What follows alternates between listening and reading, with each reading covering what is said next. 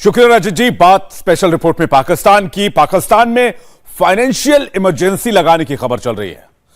ऐसे दावे भी हैं कि शहबाज सरकार के पैसे पूरी तरह से खत्म हो चुके हैं और अब पाकिस्तान अपनी आवाम के बैंक अकाउंट्स और प्राइवेट लॉकर्स पर कब्जा कर सकता है।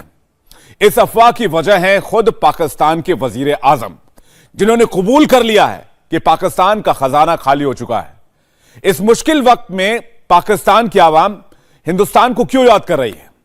पाकिस्तान की सड़कों पर हिंदुस्तान के जिक्र की वजह समझने के लिए देखते हैं आज की स्पेशल रिपोर्ट।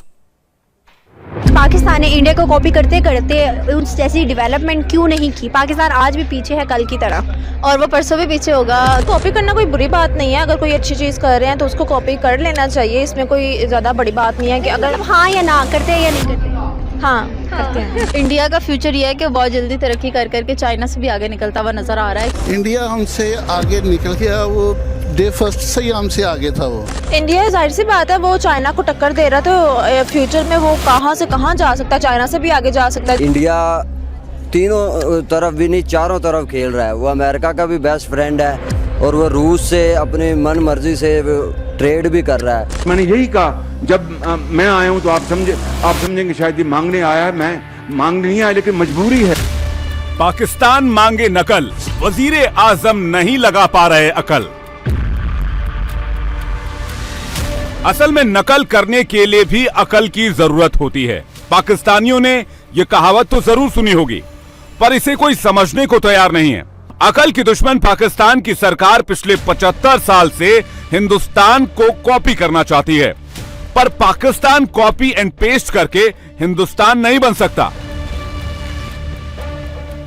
कोई ऐसा सेक्टर या कोई ऐसी चीज जिसमें इंडिया की कॉपी हो हूबहू पाकिस्तान में?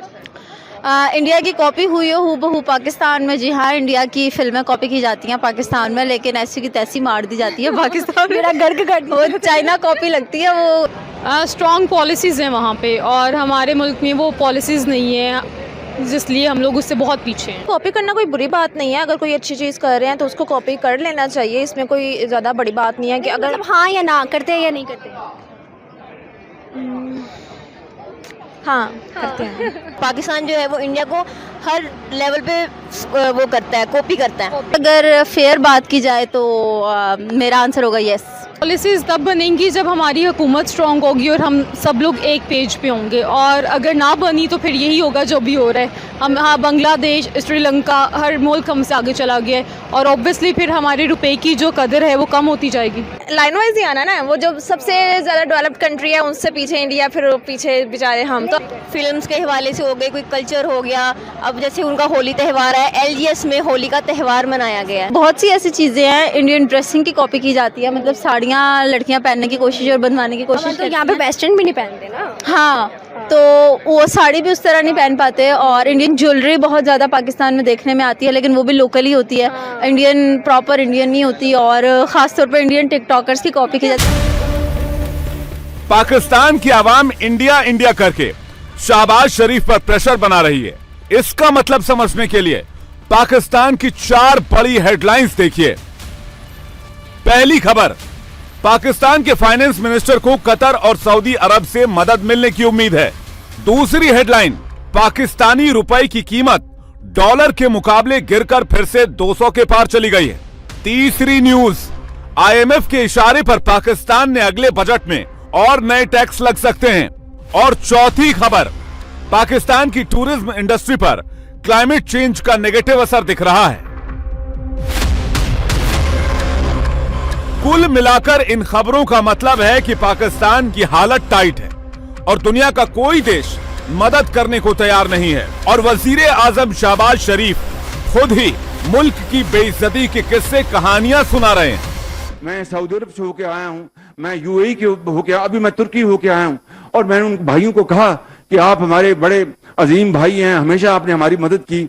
और मैंने यही कहा जब मैं आया हूं तो आप समझेंगे शायद ये मांगने आया है। मैं मांगने नहीं आया, लेकिन मजबूरी है।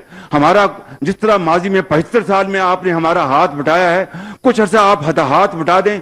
तो मैंने कहा मैं वादा करता हूं कि इंशाअल्लाह हम पूरी कौम हम मिलकर दिन रात मेहनत करेंगे, पसीना गराएंगे, अपने पांव पे खड़े होंगे, इंशाअल्लाह जरूर खड़े होंगे इंशाअल्लाह ताला। तुर्की से लेकर सऊदी अरब तक सबने पाकिस्तान को मना कर दिया। शाहबाज ने जोश बढ़ाने की जितनी कोशिशें की, सब धरी की धरी रह गई। पाकिस्तानियों को यकीन है कि मुल्क बचाने के लिए हिंदुस्तान के सामने झुकना पड़ेगा। पाकिस्तान में जैसे जैसे हिंदुस्तान का जिक्र बढ़ रहा है, इस्लामाबाद की फिक्र भी उसी रफ्तार से हाई टेंशन बन रही है। इंडिया हमसे आगे निकल गया, वो डे फर्स्ट से ही हमसे आगे था वो।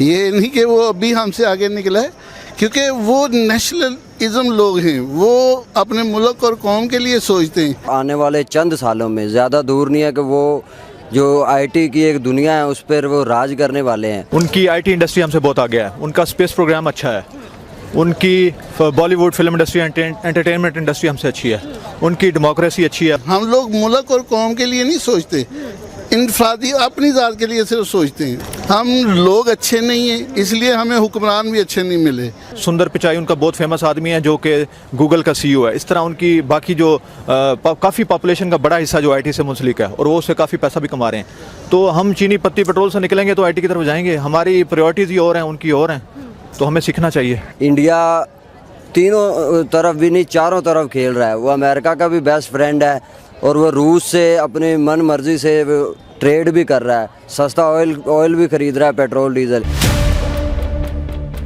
शहबाज शरीफ शायद आवाम की बातों को इग्नोर कर देते, पर पब्लिक के बाद पाकिस्तान के बिजनेसमैन भी इंडिया का नाम लेने लगे।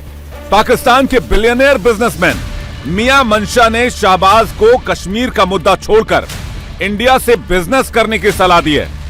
मियां मंशा ने नेशनल टीवी पर ऐलान किया कि इंडिया की शरण में जाने के अलावा कोई उपाय नहीं बचा है। अभी जो हमारी गवर्नमेंट का डेलीगेशन सऊदी अरेबिया भी गया था, तो प्रिंस सलमान ने इनको यही कहा है कि आप रोज़ आ जाते हैं पैसे मांगने, आप क्यों नहीं कोई पक्का काम करते, हम आपकी मुल्क में 30-40 बिलियन डॉलर की इंडस्ट्री में इन्वेस्टमेंट करना चाहते हैं। Now if you look at India on the other hand, Prince Salman ने अपने अकाउंट में 7.5 बिलियन डॉलर्स अंबानी की कंपनी रिलायंस में डाला है।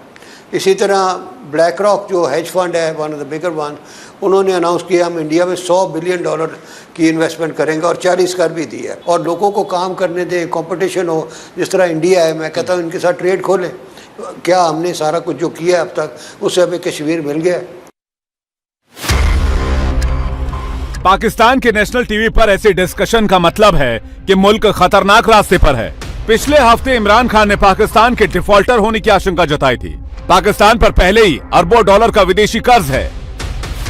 कर्ज समय पर ना चुकाने वालों को ही डिफॉल्टर कहा जाता है। डिफॉल्टर घोषित होने पर पाकिस्तान की इंटरनेशनल रेटिंग खराब हो जाएगी और नया कर्ज मिलना बहुत मुश्किल हो जाएगा। पाकिस्तान में डिफॉल्टर होने की सारी वजहें मौजूद हैं, इसलिए शहबाज शरीफ को किसी मुस्लिम देश से मदद नहीं मिली। डिफॉल्ट से डरकर ही शहबाज को इंडिया से सीख लेने की सलाह मिल रही है। पाकिस्तान में पॉलिटिकल इंस्टेबिलिटी है, पहली बात ये है। इनमें आपस में ही बहुत ज़्यादा हर एक को इक़्तिदार की पड़ी हुई है, लालच है, हर एक में हवस है, इक़्तिदार की हवस है, लालच है इन लोगों में। तो ये जब तक ये चीज़ ख़त्म नहीं होगी ना, पाकिस्तान कभी भी तरक्की नहीं कर सकता। इंडिया का क्या फ्यूचर देखती हो आप?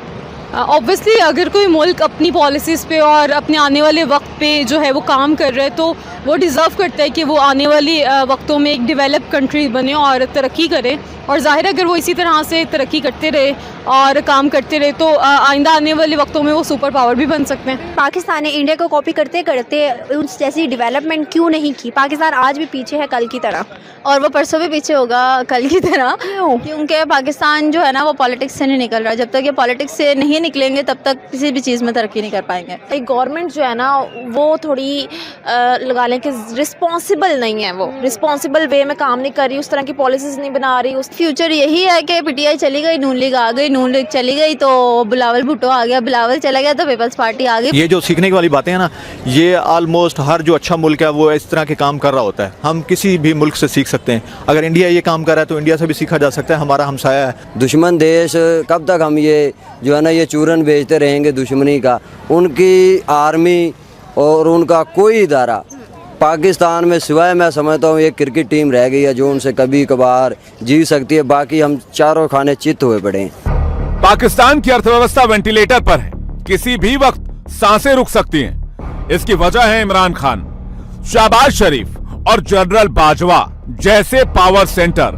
पाकिस्तान के लीडर्स मजहब की पॉलिटिक्स करते हैं, पर कोई इकोनॉमी की बात नहीं करता और पाकिस्तानी आर्मी खामोशी से ऐसा होने देती है।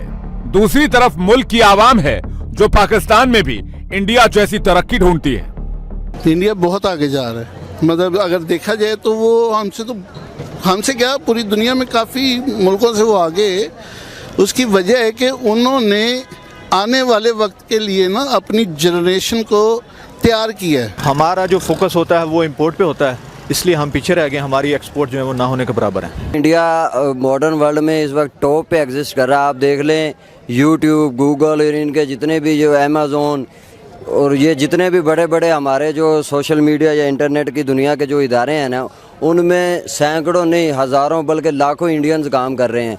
उनका और हमारा ज़मीन आसमान से भी अगर कोई ज़्यादा फासला हो, वो फ़र्क है। हम काम करते हैं उसमें 2 नंबरी ढूंढते हैं, चीज़ें करते हैं उसमें, हमारी चीज़ बाहर जाती है, बाहर वहाँ से हमारी चीज़ नहीं खरीदता, वो इंडिया की खरीद लेता है। वो मेड इन इंडिया को प्रमोट कर रहे हैं और इसलिए उनको फ़ायदा हो रहा है। सब कुछ ही उनसे सीखना चाहिए। वो हमारे पड़ोसी हैं और हम कहते हैं हमने उनसे आज़ादी ली।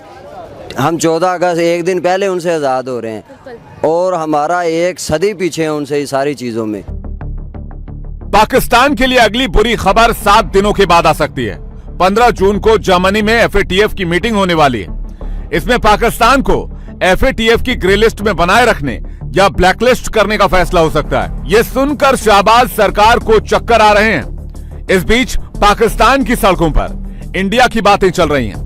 पाकिस्तानी तारीफ करके खुश हो रहे हैं और शहबाज सरकार ये सुनकर जल भुन रही है।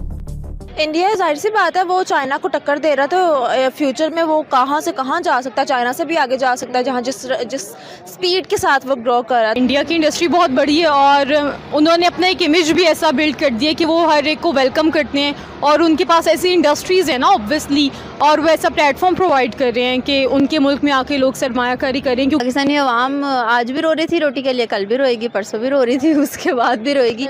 लेकिन यह है कि अब हमें इस चीज़ को ना अडॉप्ट कर लेना चाहिए कि पाकिस्तान के हालात बेहतर नहीं होने वाले। तो यहाँ पे हमारी पाकिस्तान में एक बंदा काम करता है, दूसरा जेलस हो रहा होता है, तीसरा काम करते हैं उसका खानदान जेलस हो रहा होता है। इंडिया का फ्यूचर ये है कि बहुत जल्दी तरक्की कर करके चाइना से भी आगे निकलता हुआ नजर आ रहा है, क्योंकि इंडिया के पास बहुत ज़्यादा अपॉर्चुनिटीज़ भी आ रही हैं और इंडिया बड़ी तेज़ी के साथ जो है ना वो डेवलपमेंट की तरफ जा रहा है। तो इंडिया के फ्यूचर बहुत ब्राइट है। इस बीच इस्लामाबाद में अलग ही हल्ला है। मीडिया में पाकिस्तान सवाल पूछ रहा है, इस मुश्किल वक्त में पाकिस्तान का सदाबहार दोस्त चीन कहां है? जिनपिंग ने अब तक शहबाज शरीफ को बड़ी मदद क्यों नहीं दी? क्या दुनिया की तरह चीन ने भी पाकिस्तान को अकेला छोड़ दिया? और इन सभी सवालों का परफेक्ट जवाब पाकिस्तानी आवाम ने दिया। तो आपको क्या लगता है सर कि चाइना क्या सिर्फ अपने इंटरेस्ट की वजह से पाकिस्तान का दोस्त है? बिल्कुल अपने इंटरेस्ट की वजह से है। चाइना इसलिए भी सामने कुछ नहीं आ रहा क्योंकि हमारे अब मुल्क में कुछ बचा नहीं है। नाम का दोस्त है, इस वजह से अगर मतलब उसको सिंसियरिटी होती तो हम पाकिस्तान में जितनी मुश्किलात आई हैं तो मेरे ख्याल से वो आनी नहीं चाहिए। मैं अगर हूँ चाइना की जगह पे मैं तो नहीं करूँगा, क्योंकि मुझे तो अपना पैसा डूबना, मैंने आपको सपोर्ट तो करना है ना कि आप चले जाएंगे दूसरी हुकूमत आ जाएगी। मेरे ख्याल से वो इसलिए नहीं फ्रंट बेंच पे आ रहा है कि ताकि इसमें उनका कोई फ़ायदा नहीं है। इसमें चाइना उस मुल्क में ज़्यादातर मतलब जाएगा कि जहाँ उसे अपना फ़ायदा नज़र आए। दुश्मन का दुश्मन दोस्त होता है, ये आपने मिसाल सुनी है ना। इसलिए अब जब इंडिया के साथ चाइना की मामला ठीक हो गए तो हमारे साथ भी चाइना के वही मामला तो होने आम वाले। दूसरे मुल्कों को हमसे कोई फ़ायदा तो होना नहीं है जो वो हमारे हेल्प करें। बेशक चाइना हमारा दोस्त है, इसमें कोई शक नहीं है, वो हर मौके पे हमारे काम है। लेकिन देखिए ना, जहाँ बात आ जाती है पैसे की, अब पैसे जो उनसे 2-4 करोड़ तो है नहीं, अरबों में पैसे होते हैं। शहबाज शरीफ को हाथ पांव मारने के बाद भी $1 तक नहीं मिला। पाकिस्तान में डॉलर की डिमांड एंड सप्लाई का गैप देखकर बड़े बड़े इकोनॉमिस्ट के पसीने छूट रहे हैं। अगले महीने की नहीं बल्कि 15 दिन मुल्क चलाने की टेंशन है। ये तेल की और पेट्रोल की कीमतें बढ़ानी पड़ी, ये अपना उस वक्त फैसला हुआ मार्च में जब वोट ऑफ नो कॉन्फिडेंस चल रहा था। मैं सियासत में जाए बगैर कहना चाहता हूं कि कर्ज पे रहने वाला मुल्क कब तक जिंदा रहेगा, ये मुमकिन नहीं है। आपने बिल्कुल ठीक कहा, लेकिन इस वक्त दुनिया में हमें सबसे आगे होना चाहिए था इस्लामी ब्लॉक में।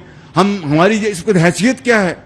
अब बांग्लादेश, जिसको मैं क्या कहूं, शूमे किस्मत कि जनाब ये बोझ हैं, बोझ नहीं थे, बंगाली बोझ नहीं थे, उसको बोझ बना के पेश किया गया और उसको कहा कि जान छुड़वाएं। आज उनकी जो एक्सपोर्ट है 40 अरब पे और हमारी एक्सपोर्ट जनाब अभी भी 27-28 अरब पे जा रही है। कुल मिलाकर पाकिस्तान में मुसीबत अकेले नहीं आई, भाई बहनों के साथ पहुंची है। पाकिस्तान को इमरान ने अगर कंगाल बनाया तो शाहबाज ने उसे सड़क पर ला खड़ा किया है। इंडिया टीवी हर वक्त हर जगह डाउनलोड करने के लिए सर्च करें India TV news Google play store या ऐप स्टोर पर।